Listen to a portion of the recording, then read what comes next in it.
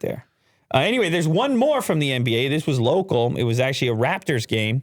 They were playing the Phoenix Suns, and Devin Booker was at the line. Another close game. He had some key free throws to hit at the end, and he sort of stopped what he was doing and signaled to get the mascot out of the way. Right.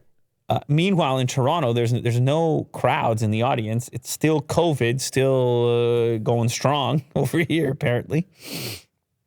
So there was one guy in the crowd doing his job, which is the mascot, trying to just hype out. Just do something. Yeah. And Booker was like, "Nah, get out of there. You're distracting me."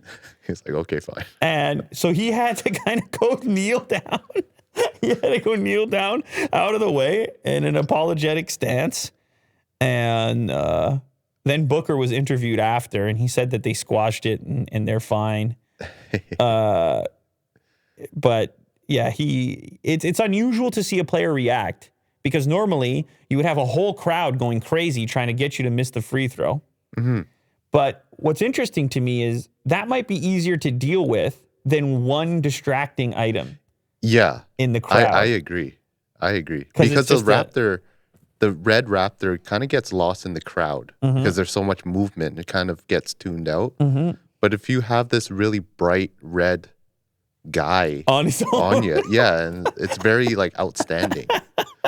Well, poor Raptor, he's just doing his job. Well, I mean, for him, or its job. He's gonna have to consider it's going. It's kind of like he's sitting out going forward. But it is funny hearing them talk about it after as well. He, I don't know. I think he kind of thought it was funny after the fact too that he had made a deal of it at all. He probably would have made the shots anyway. Sure. But it's the heat of the moment thing. It's much like you were saying on the previous clip. It's like in the heat of the moment, when you're engaged and you got a job to do. Yeah. It's do or die. Do or die.